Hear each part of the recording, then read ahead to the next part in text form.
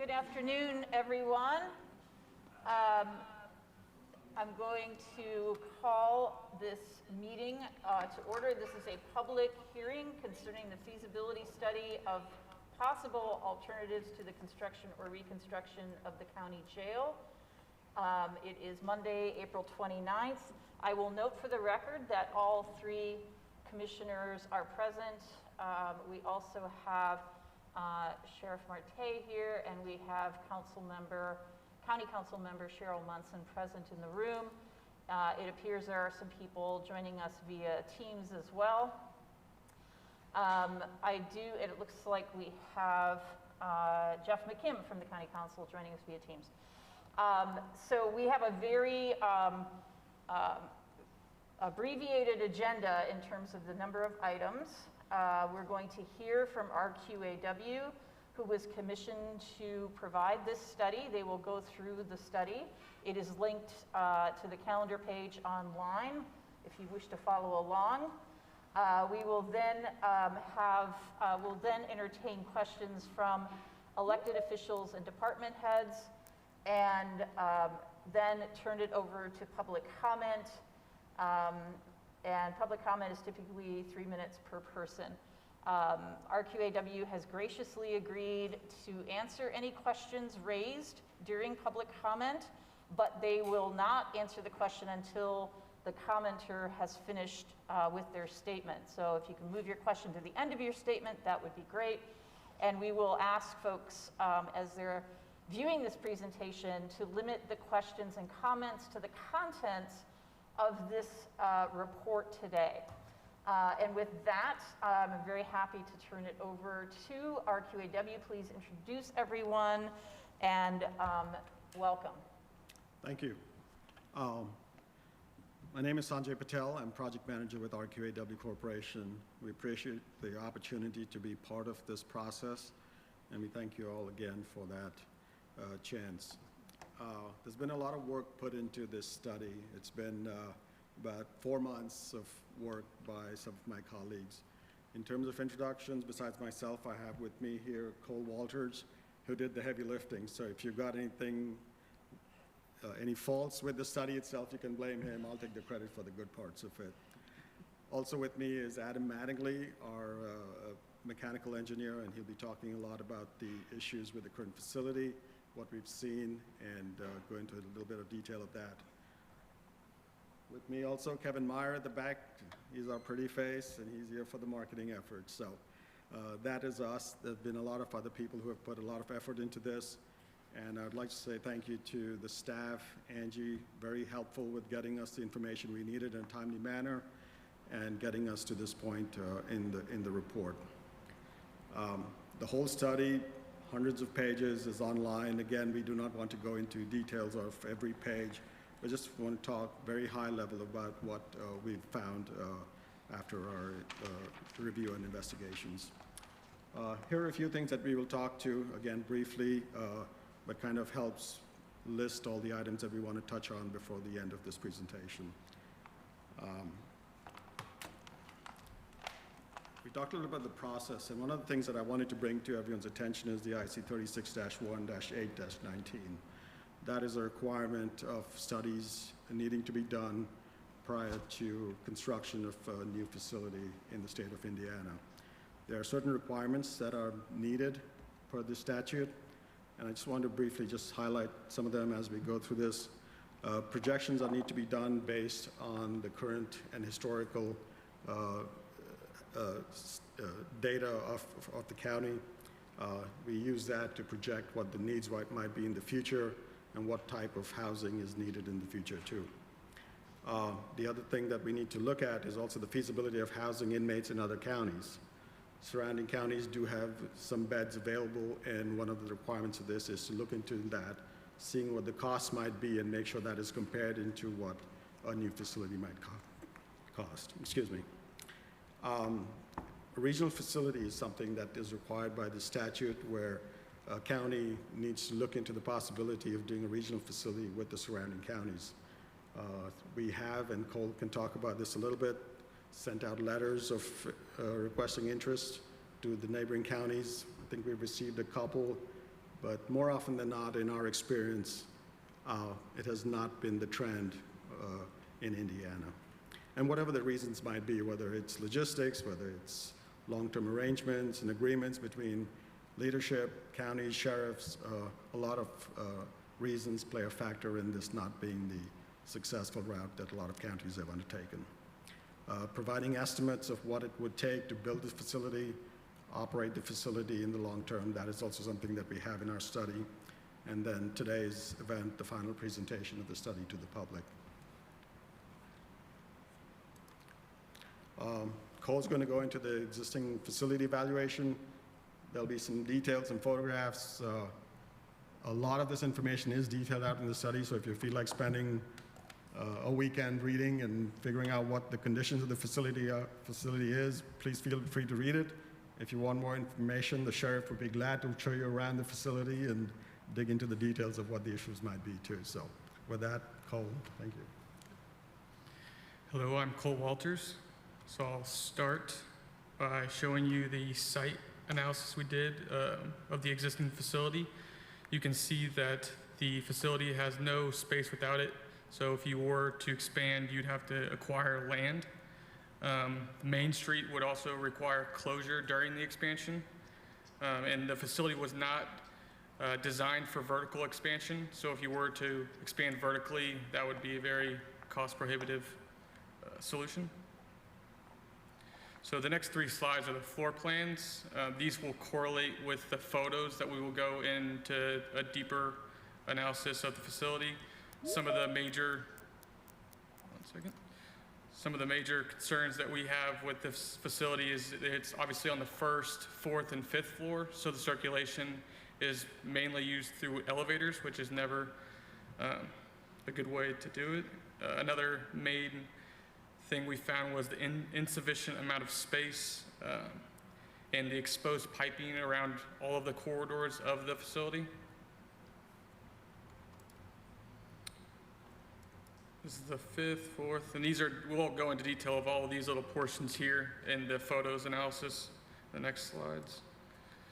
So as I was just talking about, these photos are both on the 5th floor of the jail.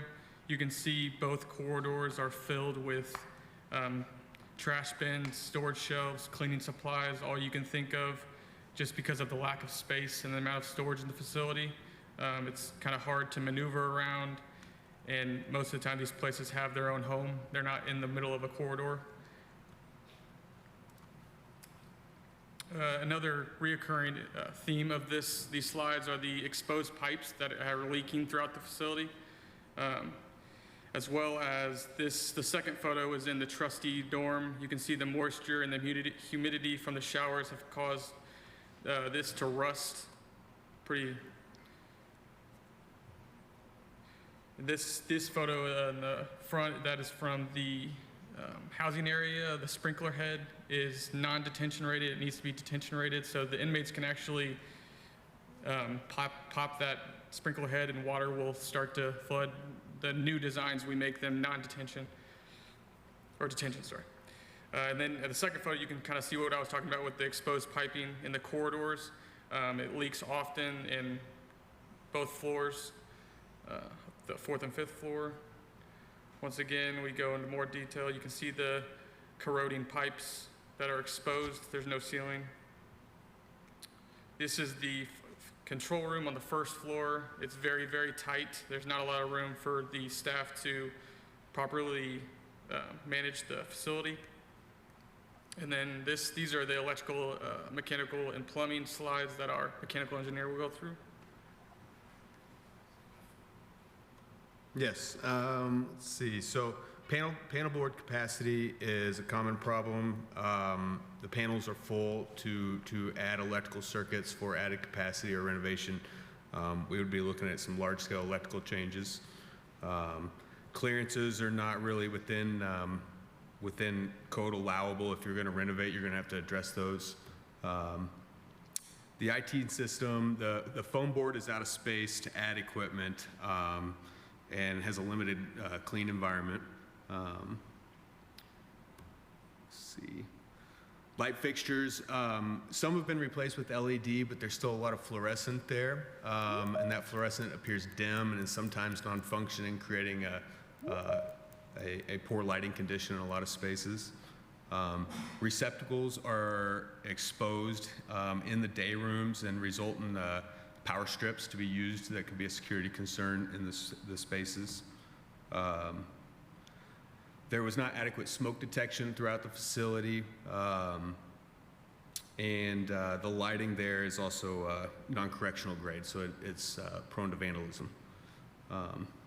Sprinkler control, there are sprinkler shutoff valves in inaccessible locations at stairways and other locations, and in some cases they don't work, so when there is an issue with having to shut down the fire protection, they're having to shut it down for most of the facility.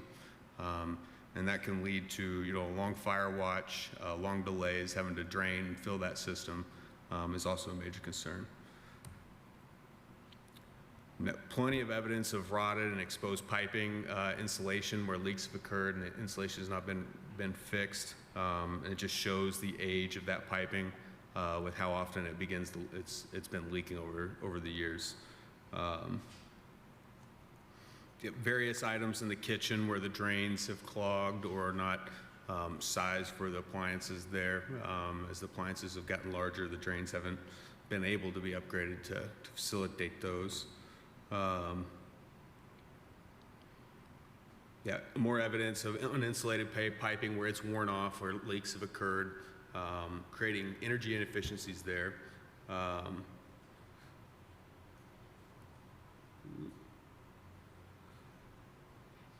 Yeah, leaking shower heads that need to be replaced, correctional fixtures that are aged, the water usage and manual fixture reset does not provide proper water management throughout the facility.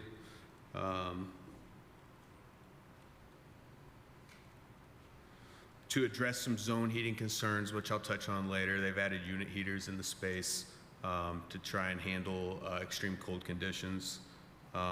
For maintenance, the maintenance team has to actually get into the day room, which can be a security hazard to actually work on some of this equipment.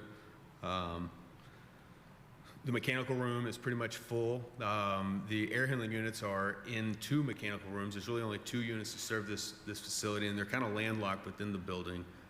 If those they are at end of life, and if they need to be replaced, there's concerns with being able to add more capacity in the space that's been provided. So we would have to look at alternative means, maybe rooftop units or something if this space were to be renovated, but and still utilize what we have in these mechanical rooms. Abandoned pneumatic controls, clogged condensate drain, just kind of showing the age of this equipment. You know, simple functions begin to stop working. Large belt drive fans that are at the end of life. It looks like motors have been replaced and, you know, get swapped out as needed. More evidence of humidity in the showers in the kitchen where we can't properly exhaust. Valves are accessible to inmates, which allows them to tamper with them and shut off and create more leaks. And then in other cases, valves are inaccessible to anyone and is limited to what they can do to maintain the facility. The chillers were installed in 2008 and are really approaching their end of life. If you did a renovation here, by the time that was completed, you'd need to replace those chillers, and you'd need to check them for added capacity for how many inmates are actually in this facility versus when it was designed. There's a photo of an existing, a pulled, leaked pipe. The crack that you see there shows, if you were able to look at that, it shows how thin the walls of that piping has become and just how that problem's only going to get worse. And with that, I will turn it back over to Sanjay or Colt. So we've seen some of the conditions at the existing facility. Not pretty by any means. Long overdue for maintenance, repair, replacement. We're going to look at what are the possibilities of reusing parts of the facility or the facility as a whole, what the cost might be, and what those imply. Let's talk about classification a little bit. For those of you not familiar with jails, that's probably a new term, but for some of us here who are dealing with jails forever, it's second nature to us. Classification is the ability to separate inmates of different kinds for whatever reason. The most obvious one being male and female, you want to separate them sight and sound. You have violent offenders, you have non-violent offenders, you have drug users, you have child molesters, you have all kinds of people in jails, and you do need to separate them for their own safety and also for the ability to manage them, treat them, and get them better. So typically in any facility, you'll see a inefficiency classification where you lose beds because you can't house people of some kinds with other inmates. And typically that's run at around 20% of the jail population. So a 100-bed facility, basically at 80 beds, you're full because you can't force people to be with other inmates that you shouldn't have them. We're seeing that trend a little higher. 20% is what we use for calculations, but we've seen that lately as day room sizes are larger, it's even more difficult to put inmates in the same housing units. This facility itself was designed originally for 128 beds. A renovation brought it up to a larger number, but an agreement was reached between the ACLU and Monroe County where 258 was set as the maximum number of inmates that would be allowed to be housed in this facility. Even though the existing bed count is 294, that 258 number is what we are basing all our calculations on and what is the basis of this study. At 258 beds, 20% classification, you're at 206 beds. Basically, at 200 beds, you're pretty much full for the facility to be able to operate safely, both for inmates and staff. And so it's a very low number considering how many inmates that this facility has seen in the recent past.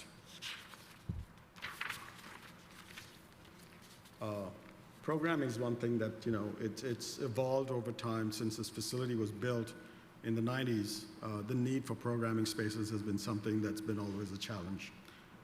There is one classroom in the current facility, and in spite of just having one space, the staff have been doing a tremendous job of using that space, trying to deliver as much programming as possible. But again, the bottom line is that there is just not enough programming space in this facility, and that's something that we plan to make sure is accounted for in future growth opportunities.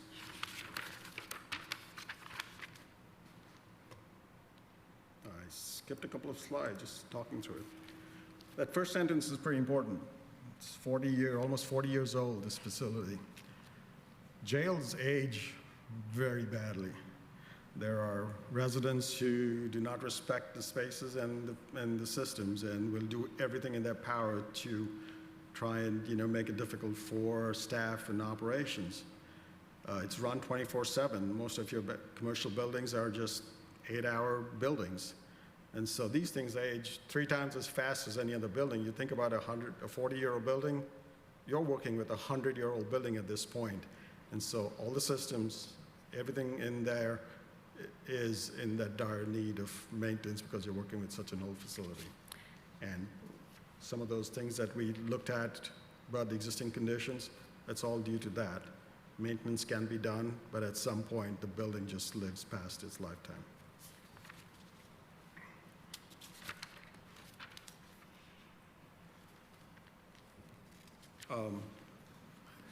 I don't want to make it sound like there hasn't been maintenance done at this facility. We've seen evidence of maintenance being attempted, being done to the best of the abilities of the county and the resources available.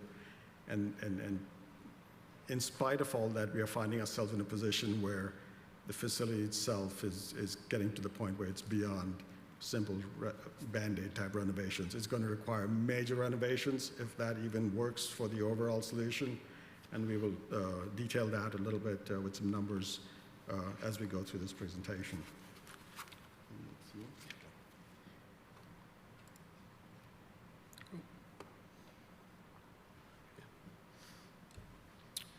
Yeah, so back looking at some of these electrical challenges that we have observed in our tour and assessment of this facility, I mentioned electrical distribution. It's original to the building and past its useful life or expected life of 30 years.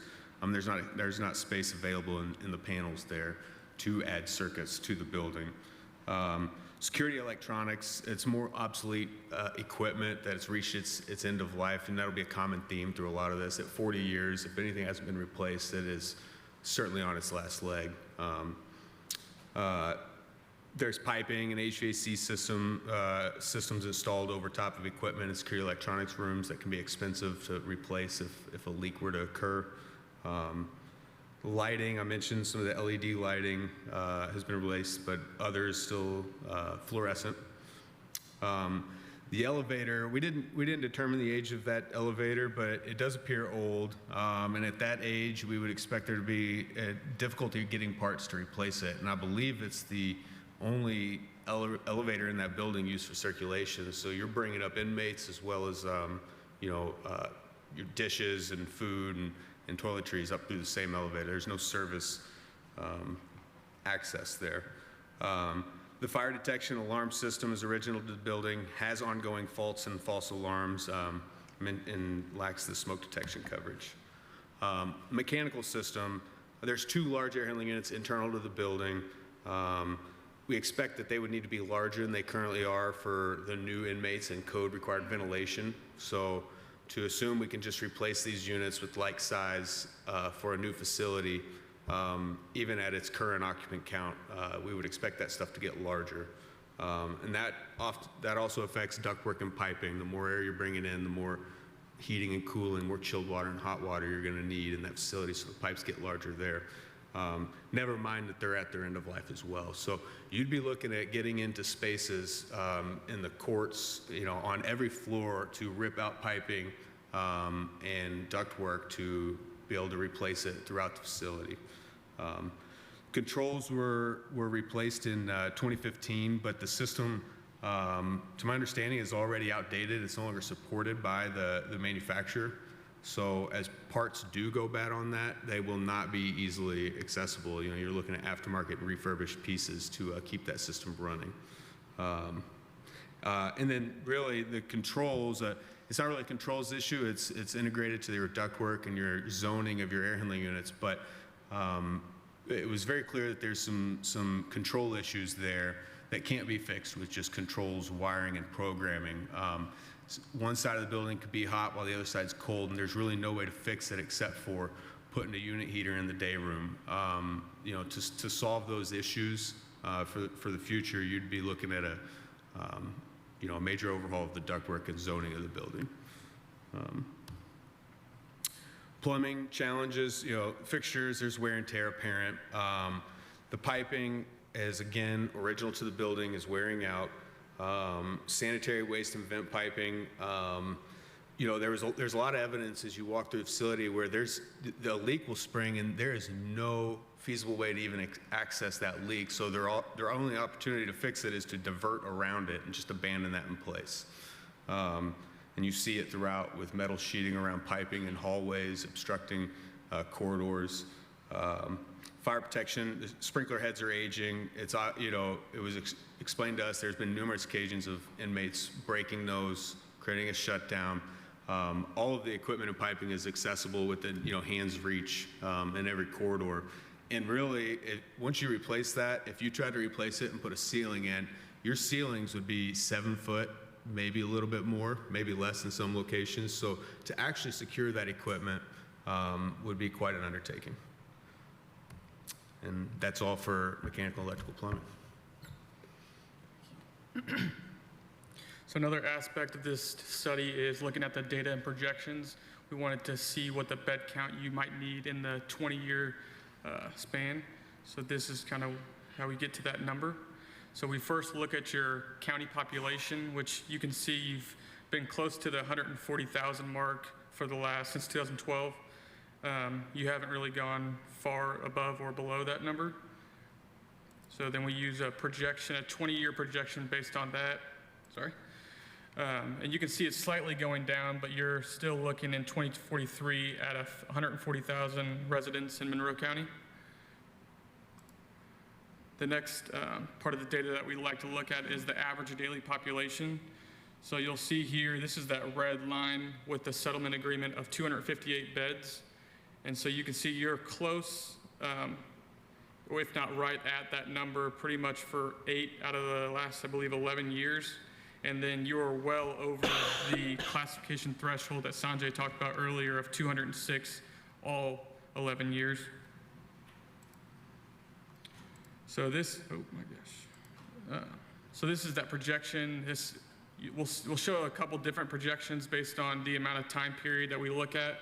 The projection looks a little daunting just because of since 2020, obviously the numbers have gone down, but we'll kind of get into that later on. So this is a calculation based on total bookings by sex, so you can kind of see the distribution between females and males. The females have been steadily going up in the last couple of years. And here are your projections based off that.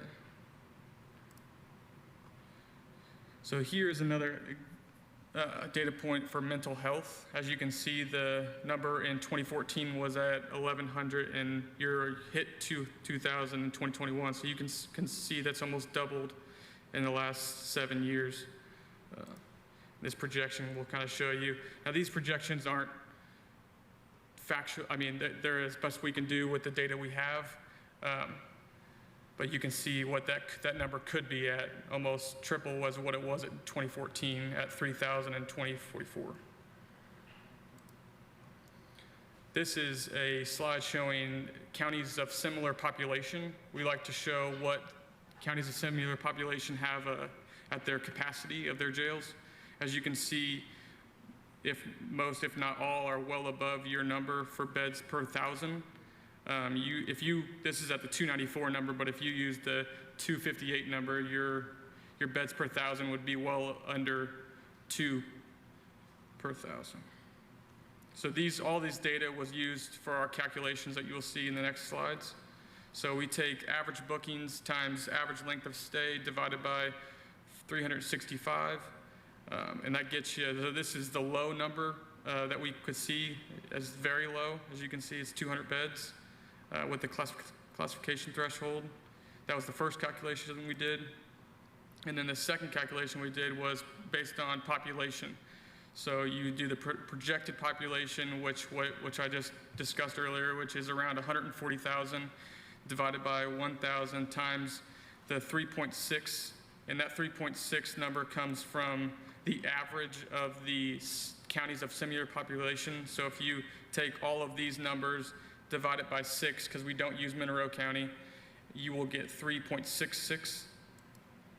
So that's where we got the 512 beds. And in that number, the classification threshold is included. So that would be one of the calculations we had. So as you can see through that data, the average daily population has been significantly over the 206 number, 11 out of the 11 years.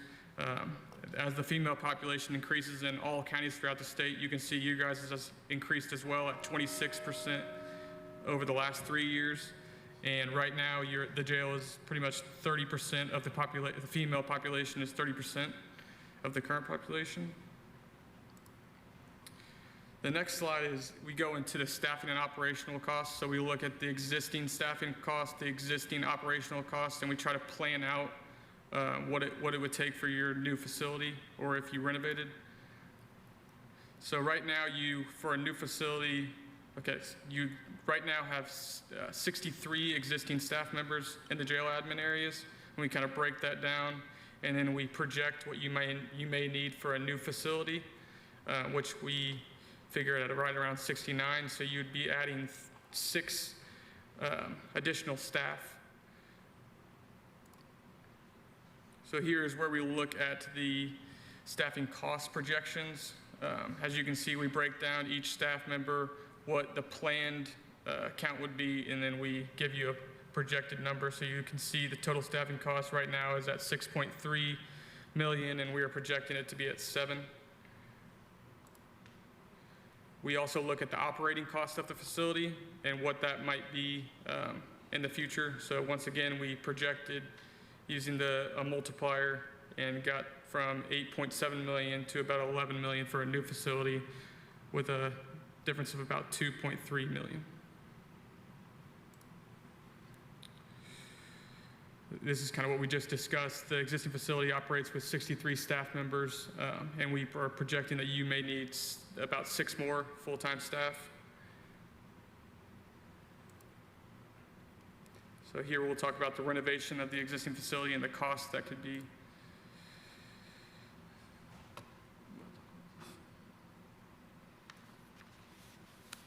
So I think up till now, you've seen some of the maintenance issues, the condition challenges that we have with the facility.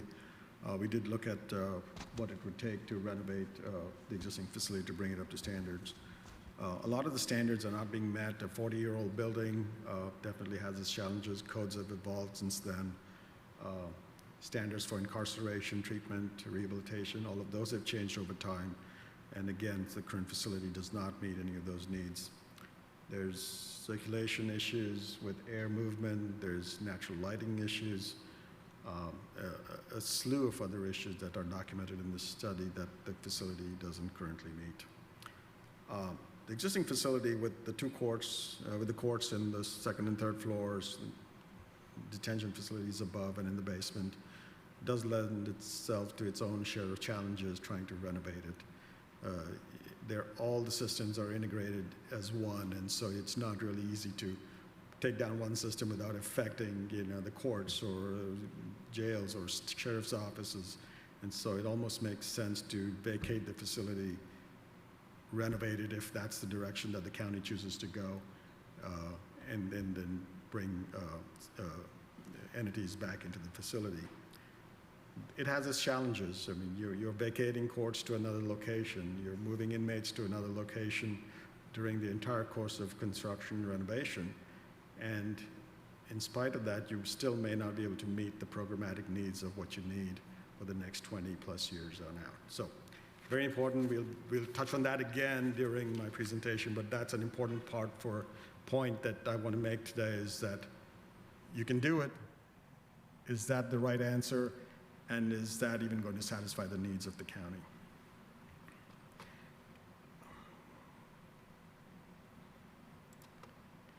These are the costs that we've identified as what it would take to renovate the existing facility. And this is the entire square footage. I understand the roof is relatively new and in great shape, so we have not accounted for that. But the skin of the building itself definitely has some insulation issues. Sometimes you can feel the cold coming right through those exterior walls, and it definitely makes housing inmates there a little challenging. And we've identified them by different types of systems, from exterior envelopes to interior remodels, security electronics, all of those. And so we wind up with a total construction cost of right around $62 million, $63 million as the average. Now you might be thinking, oh, that's easy, $63 million is easy sell maybe, but there are other factors that have not been factored into this that we'll talk in the next page. This is purely the renovation costs of the current facility as is. A couple of things we looked at. What else could you do with that existing jail if the decision was to move somewhere else? Detention construction is very robust. It has challenges being accommodated to do anything else in that facility. So if the thought ever came up as to why could we not just put more courts in there, why could we not put community corrections, those are all definitely things that have been done in the past. But again, the age of the building, the age of the systems, without major renovation, it's going to be very difficult to use the rest of the facility for anything else besides detention. This is where I want to talk about out-of-county housing. So there are a couple of aspects of this. One is, while you're renovating the facility, you're going to have to move the inmates out of the building to other counties. You may not find 258 beds in the neighboring donut counties. You might have to go to a different state to house that many inmates. So again, you want to think about what it'll actually cost to move those inmates, transport them, bring them back for hearings. That is going to take a lot of money and effort and staff to do that. The other thing is the relocation of the court services. We've estimated that about $5 million for a 2-year period while this facility is being renovated. Out-of-county housing during the renovations of those 258 inmates at $11 million. even with the renovation of this facility, when we are projecting that your bed count needs over the next 20 years is going to be at that 450, 475 range, you are not going to be able to meet that additional bed count needs in the current facility. So all those inmates for the next 20 years are going to have to be housed somewhere else. Again, transportation, cost of housing, how far do you take them, what beds are available. That 20-year cost is estimated to be around $32 million. So if you take that along with the renovation costs that we put together, you're looking at a total cost impact to Monroe County between $107 to $116 million over the next 20 years. And you still will not meet the needs of Monroe County for programs, for rehabilitation, for mental health, for substance abuse, all of those things that you need to look at in the current correctional environment. Regional jail facilities, we talked about that a little bit. We are required to send notices to surrounding counties.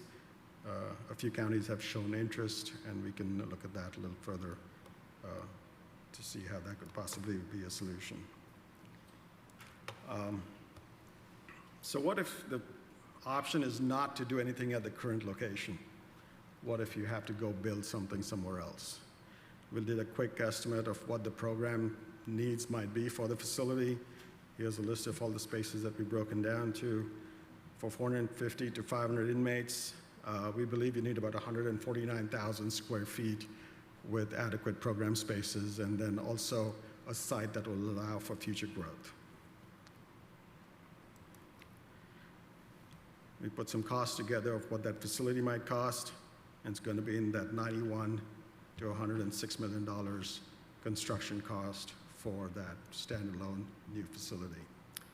And so if you compare this to what the total renovation impact would be, you can see that you have an opportunity here to build a newer facility that'll give you the programmatic spaces that you need for a little less than what it would take to renovate the current facility. Recommendations. This is where we summarize everything we've been talking about today. We talked about the challenges of the existing facility from our space needs, from renovation standpoints, from what the future can offer if the decision is made to stay in the current location. There's vertical challenges, there's surrounding property acquisition challenges, there's going to be challenges with the staff, the courts that are in the current facility. They do not have a place to grow. You're going to have to think about that. It's also one of the problems with staying in the current location. What happens 20 years down the road? Legislation is going to change. Needs of inmates, types of treatment, all of that is going to change. We've already seen a tremendous change from mental health as to what the needs of a county need to be. And staying in the current location are definitely going to be offering those challenges to achieve those and address the needs of the county. Last slide, I promise you, then you can ask all the questions you want. You're at a point where you need to make some very critical decisions. And what you do today will impact the future of Monroe County, corrections, mental health treatment, all of those things for the next 50, 100 years. It's not an easy decision for you to make, but hopefully the numbers that we've presented would help make that decision a little easier. And you have an opportunity here to create a place of hope where people can come in. And this hope word came from another conference I attended last week, where a general who's in charge of military construction or military corrections, he says you want to create spaces that engender hope for the residents of that facility. And so I wanted to borrow from what he said, and I think it's important to understand is we're not just housing inmates here. We're looking for opportunities to treat them, to house them, to get them back into being good, productive members of society, and to take care of those needs. So again, this is our recommendation, that you do not look at spending any monies at the current facility, but look at building something new, because that could be a beacon of hope for Monroe County and the future of corrections here. Thank you so much. you very much. Appreciate the clear explanation and the time you've provided for us today. First, I'm going to turn to my colleagues and see if they have any questions. Commissioner Githens? Yes, I do. Why would the operational costs in a new facility rise by about $2 million, given that I think it would lower some of the water costs because they're not breaking off the sprinkler heads, which should be more energy efficient, and we wouldn't have an elevator and things like that. So why would the operational costs go up so much? You are going to also be housing a lot of more inmates. I mean, your Okay. current inmates is 206, 258, in that range. You might be looking at 200, 450 inmates. Thank A lot of those had to do with the meals costs and things like that, and not just the utility costs quite as much. So it's just the needs of a larger inmate population. And there is a group of people here in the county that would like to see the current facility renovated. Is it really feasible structurally to renovate that building? I mean, just from a civil engineering perspective. In our estimation, no. The current facility is not designed to go vertical expansion, and you could do it, but it would be a lot more expensive than what our current costs were indicated as. Yeah, thank you. Sure. Yeah, great. Commissioner Jones, do you have any questions? I don't actually have any questions. None of this comes as a big surprise, and given the amount of money that we're pouring into our current facility, it does seem like the wisest path forward would be a new facility. Yes, and again, thank you for all the information. So I did the 20% calculation, came up with 425 inmates for 512 beds. Does that sound about right? That's about right, yes. All right, so let's see if there are any elected officials, either here via Teams. We have County Council Member Kate Wiltz and County Council Member Jeff McKim and on Teams, and we have Sheriff Marte and County Councilor Cheryl Munson here. Do any of you have questions for RQAW before we open up the public hearing?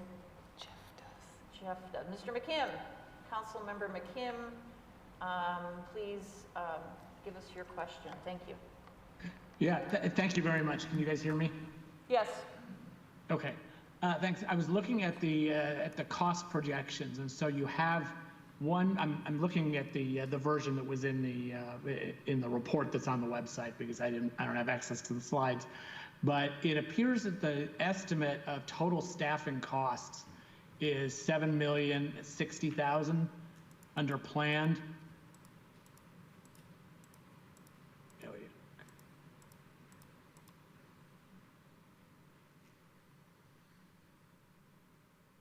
Is this the sheet you're looking at? Well, actually, I was looking at the one that was just under salaries, but no. But I mean, what I'm getting to is that the line. Yes, there it is, $7,060,000, and then if you go to the next slide, the top number under salaries is $7,210,000, and so I'm wondering what the difference is between those. Are there other costs that are not included here? Could have been, there's a lot of other programs that go into that overtime and benefits cost. If you go back, I imagine it's normally, if there's ever a difference, it's in that overtime benefits. There was a lot to that number. If it's a small number like that, I would imagine it came out of there. And we can double check that before we finalize this. Okay, yeah, I would just expect that the salary detail would then match the salary line on the overall operational expenditures. But thank you, if you could look into that. Good catch there, thank you.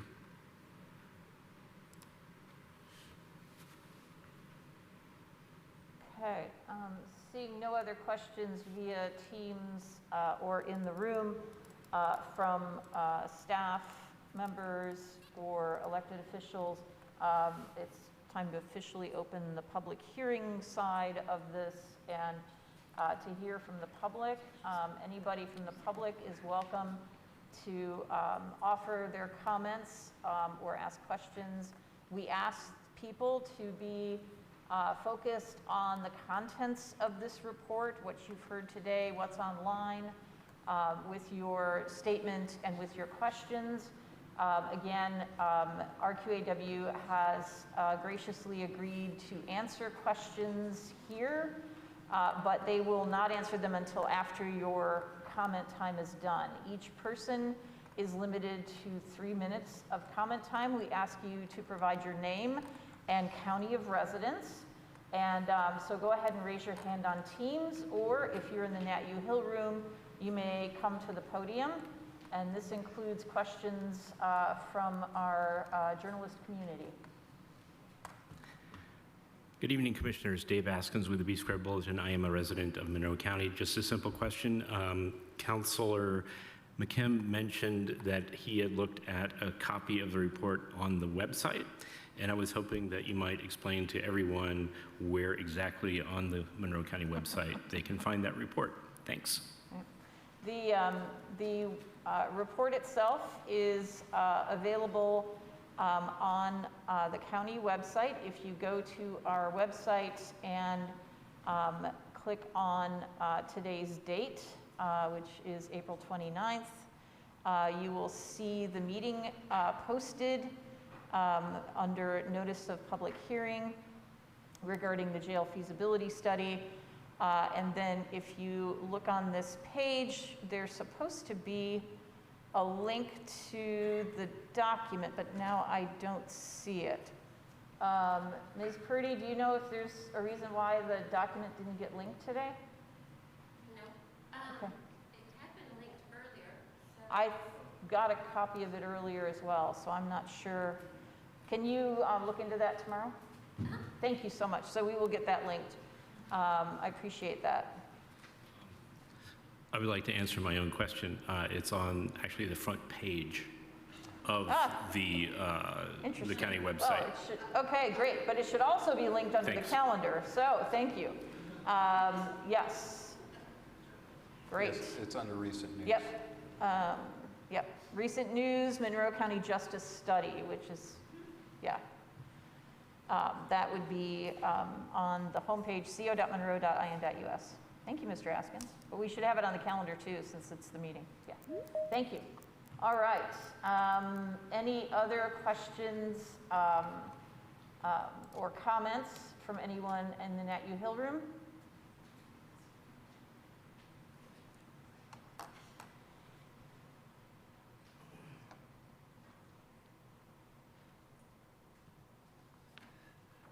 Not particularly a question, but just some observations. First off, that's a 184-page report, I believe, is the total number of that. I just wanted to congratulate RQAW that there's a lot of information in there that we have been routinely asked questions about at the Sheriff's Office. And I would venture to say that any question you might have is in that document. But the point I wanted to bring forward more than anything is we get asked a lot, how many beds? Over and over and over. How many beds are going to be in this facility? So the recommendation is pretty clear in here. It was a 450 to 500 bed facility. And if, I've talked with Scott Carnegie from DLZ, their recommendation is the same. So we've got two professional agencies that do this, this is their business, telling us that's where we need to be sitting. But I wanted to even elaborate on that a little bit because they covered this classification thing when you talk about bed counts. And it's incredibly important that everybody understand that when we talk about a facility, the number of beds doesn't necessarily mean the number of people that you're going to put in it. And let me give you just a couple real quick examples. For example, if you just have a facility like we have right now, you have very limited ability to classify people and put them in different sections of that facility that is the safest and best for that particular inmate. So we started a mental health dorm there. There are different levels of individuals with suffering from mental health crises in our facility right now. Some are severely mentally ill. We have people who are suicidal. We have people who need medical treatment. So, for example, in our mental health dorm, that section will hold about, about 32 people, I believe. Don't hold me to that specific number, but I'm very close. But right now, we may only have 20 people in there. So there are 12 beds that are sitting there not being utilized, but we can't move other people in there because for the safety of those individuals. We've been asked questions. I had a young lady talk to me some time back. How do you handle your transgender population? And right now, that's very, very, very difficult. So when we have that facility, we may have a block specifically dedicated for that. I sure hope we do. And it may not be full all the time, but if you're following what I'm throwing out here, that bed count may not be indicative of how many people you have in that facility, because you just don't take a bunch of people and throw them in the facility and go, okay, we've got 300 beds, let's just put them in there. It doesn't work that way. So if I can prevail upon anybody who's listening to this about this current facility we have, we can't plant some magic beans and grow some space in there. We just can't. So if we want to truly do this where it's safe for the people that are in our charge, we have to increase that bed count based on the classifications that RQAW very aptly pointed out to us. Good. That's my 2 cents. No, that's it's really good to reiterate that, because it is not just medical. It is about the category of offense. It is about gender identity. All of this needs to, and medical, and everything needs to be taken into consideration. Yes, and the goal is not to fill the jail. I think that's an important point to get across. And the more programming space we have, the less recidivism we have, and that's part of the space needs as well. So, yeah. Absolutely. Great, thank you. Okay, thank you. Appreciate that. Yep. Sheriff Marte. I wanted to just make a statement that RQAW, they did an awesome job, awesome. The chief and I were sitting back there and listening to them give their report, and it was spot on. One of the things that I really appreciate that they touched on was the programs. And I can tell you that we have a lot of people in Bloomington that are very kind-hearted and want to do more to help people not come back to the system. But just like the chief stated, that a lot of people are very concerned, and I understand the reason why, that when we say either 450 to 500 beds, people automatically think, like you mentioned, we want to fill those. That is not the case. One thing that I don't think we touched on, if we have another pandemic, God forbid, we have to separate people. We have to have the space to do that. We have to have the beds to do that.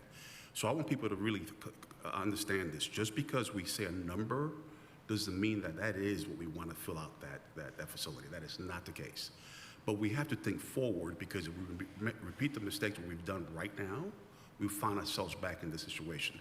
Now, as far as a location, we have to think long and hard, and I know it's a very sensitive topic, but we have to have a location where we could spread. We don't want to, truly, depending on the elevator again, that right now, that's a nightmare for us right now, okay? So we need to have a facility that we could spread. We also had a situation, and as you recall, that we almost had to evacuate that building. And that was not an easy task for the chief and I and the staff to actually consider how to do that. So we have to have a facility in the new facility that if that does come up again, we have the space to actually move forward. The other thing, I assure you we are not thinking of everything right now. They did a phenomenal job. But once you get into this, and time has changed, technology progresses, there's going to be certain things we're just not thinking about, and we need to have the space to actually think forward. And be understanding that we might make mistakes, but that's okay, we have to learn from them. And the last thing I'll say is this. This is a very kind community, I fully get that. And everyone wants to assist and help. But at the same time, we have to find what we have in common and move forward from that point, because we're not going to please everybody. It's just not going to happen. What we have in common is this. We want to treat people very humanely, and we want to try to give them every assistance, every help that we can, so they don't come back in the system again. All of us agree to that, so we could build on that. Thank you. Excellent. And really, you know, big kudos to the maintenance staff who has managed to keep things going, and working with you and Jill, Commander Gibbons, and with us and with the council, and just keeping the facility operational as we move forward to this next step. But also huge thanks for getting as much programming as you have into that facility as it currently exists, because it is so limited. And really, I do know it makes a huge difference for folks. And so really a big thank you for that effort, because you don't have to do that, and you are doing it, and it makes a difference. I neglected one thing the sheriff sparked to my memory.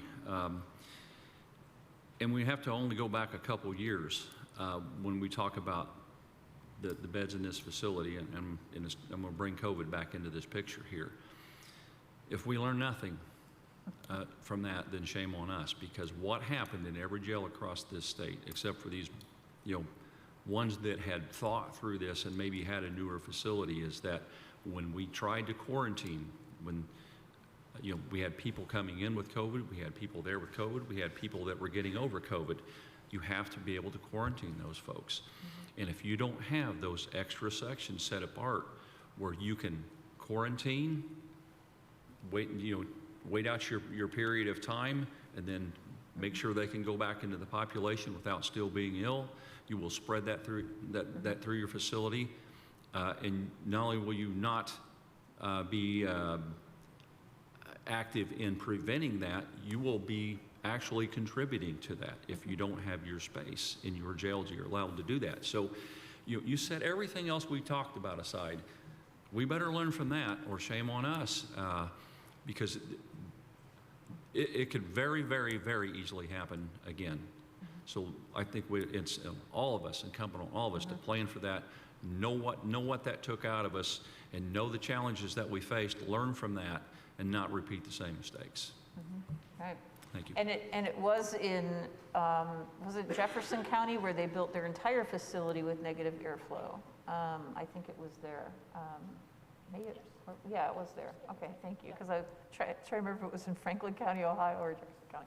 I don't have my notes in front of me. So yeah, so that is clear. And all of this too has to do not just with the programmatic side and reducing recidivism, and it's also about the safety for the inmates, but safety for staff, and having a job that is not as dangerous and confining and difficult as it is right now in our current facility. Being able to utilize various supervisory models depending on the category of inmates. So I mean, just it really would make it an even better place to work. As much as can be done has been done to make this facility function, but I think we can do a lot better for our employees too. So Yeah, I think too, in jails, you don't just put up simple divider walls like you can in other offices. You know, you don't do things temporarily in a jail. Yeah. all right, so let's see if there's any public comments on Teams. Raise your hand and we'll call on you.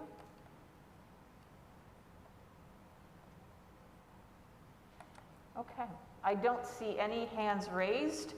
And with that, I will go, if it's okay with both of you, go ahead and close the public hearing.